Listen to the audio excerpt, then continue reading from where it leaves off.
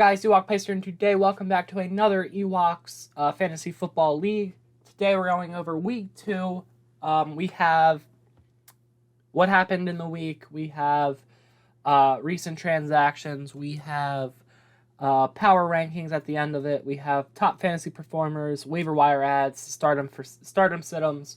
That's all going to happen in today's video, so let's get into it. Our first game was me versus Kevin. Kevin was ranked at number 1 this week, and so he lost to me by a pretty big margin. I balled out. When you have 1, 2, 3, no, sorry, I'm looking at the projected. When you have 1, 2, 3, 4, 5, 6, 7, 8 plus people that did pretty well for their positions. That's really good. Jonathan Taylor was the only one that didn't do very well. So that's really good for me. My bench, I didn't start Tua, but I mean, whatever. Jahan Dotson is really good. I might start him. There's really nowhere else to start him, but he's a really good receiver that if I trade either Michael Thomas, who I'm trying to get rid of, I think Jahan Dotson will slide in that role. For Kevin, he had Dalvin Cook, Ezekiel Elliott, and Mike Evans, who got ejected. All three of those did absolutely nothing. Amon-Ra St. Brown had 40 points, though. That's pretty good for him. Buccaneers defense had 25, so those were the major contributors to his team. And then on his bench, really did nothing important. To save time, we're not going to be doing the bench. I'm just going to go over here. Our second scoreboard. Our second matchup was Jason versus Logan. Jason beat Logan by a lot. Tom Brady didn't do very well, but Christian McCaffrey, Debo, CeeDee Lamb, Terry McLaurin, and 49ers defense, and Graham Gano, actually, when they all put in a good game, you get decent points. Amari Cooper with 25 points on the bench.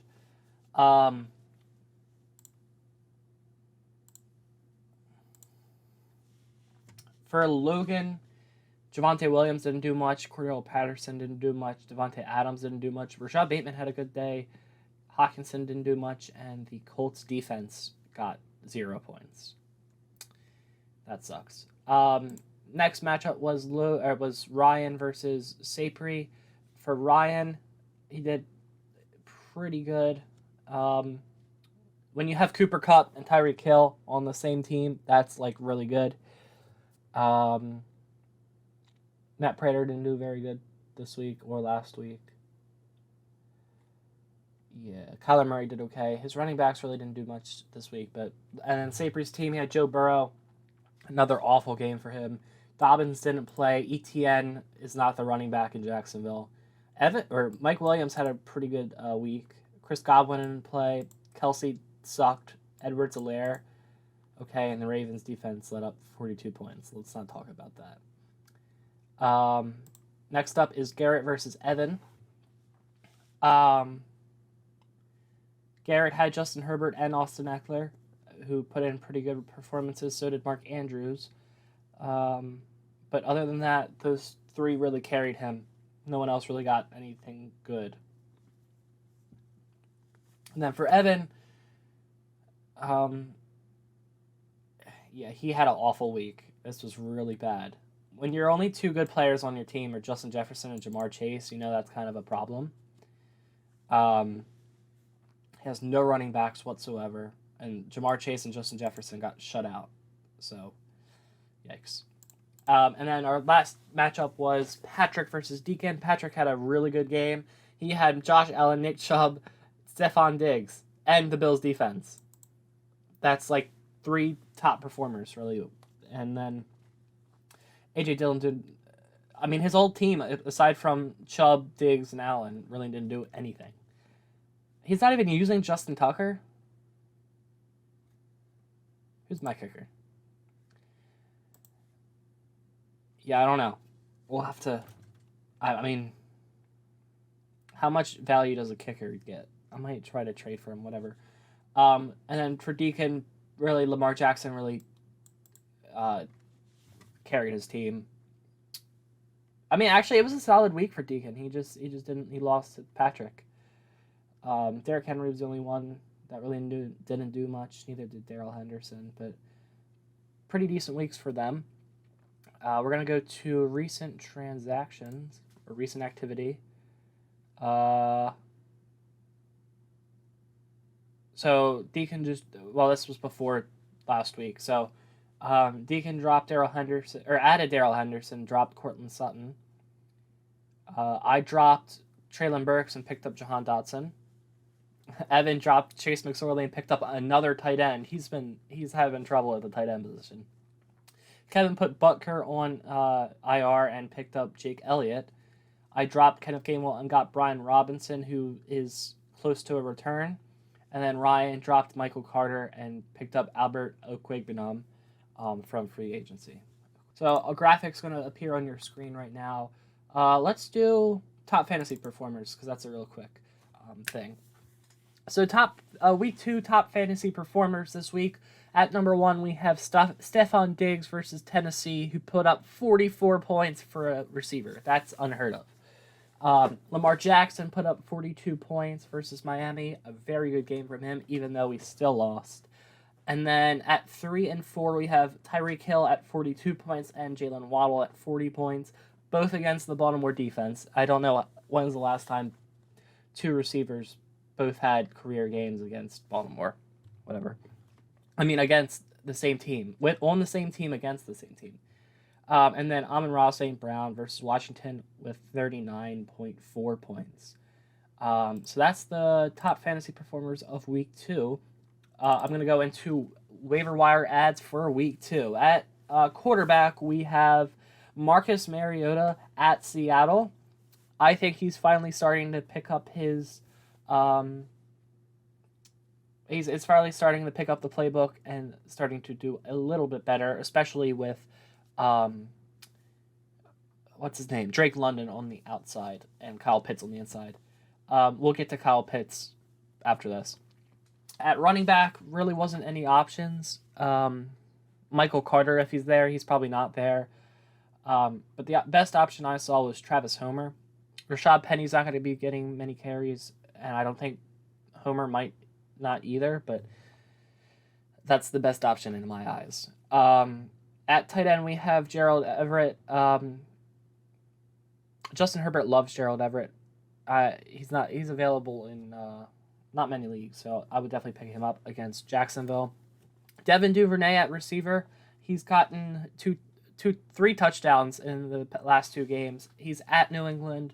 You have to be careful because he is questionable with a concussion, so he should be fine by Sunday. But just make sure he is okay. Defensively and special teams, we have Kansas City at Indianapolis. Indianapolis has struggled to do very much offensively, so I think this is the perfect game for the Chiefs' defense. And then kickers, Chris Boswell at Cleveland. You really can't judge kickers. And then we have our stardom sit-em for week 2. For quarterback, I'm going to start Justin Fields versus Houston. I think he's going to have a really good day, especially because the 2 first weeks were run heavy with the weather conditions. Now he can air out the ball and show everyone what he's made of. Sit-em, I have Jameis Winston at Carolina. Carolina's defense is very underrated, and Winston is dealing with some back issues. For running back, I have David Montgomery versus Houston. I know I just said that they're going to throw the ball a lot, but Houston sucks. So they really can do anything against them. Another running back I have for stardom is Breece Hall versus Cincinnati. Breece Hall is getting the bulk of the carries, and I think he's going to have a very good day at Cincinnati, or versus Cincinnati. For sit-ems, I have Kareem Hunt versus Pittsburgh.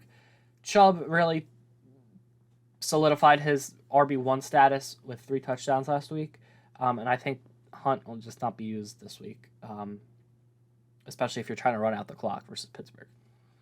Another sit-em for running back I have is Cam Akers at Arizona.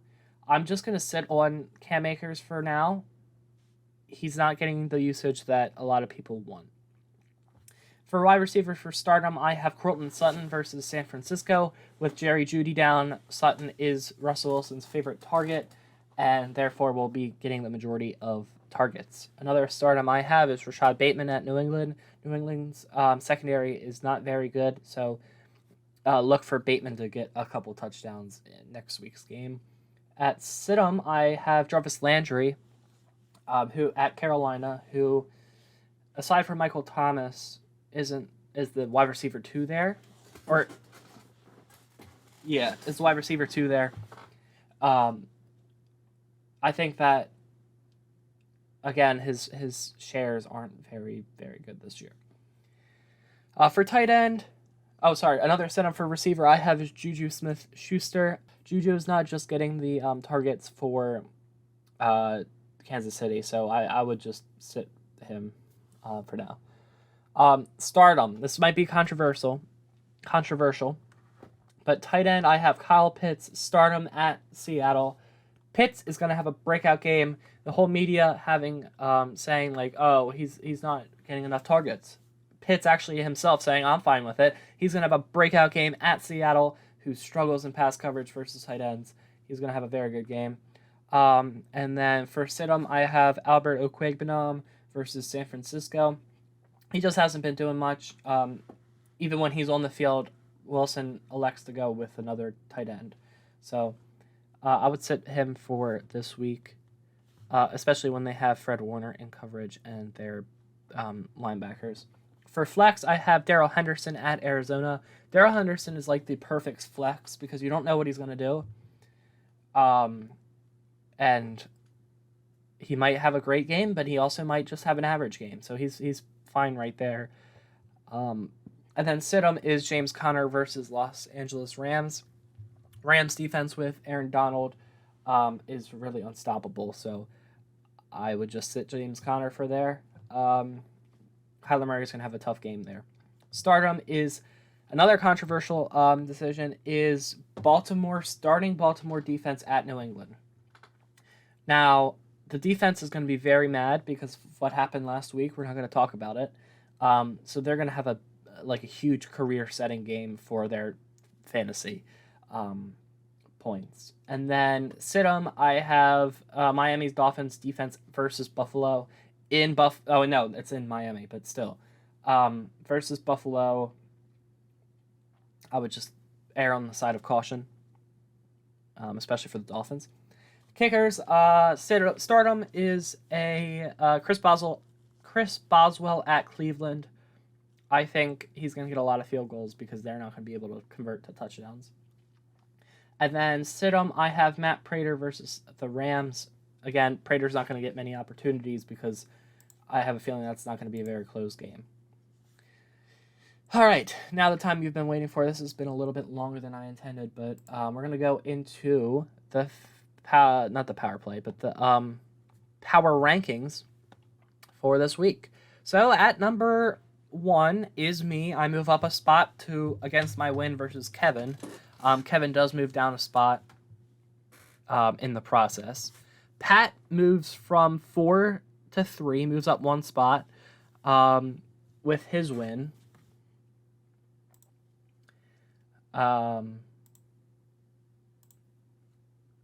With his win against Deakin.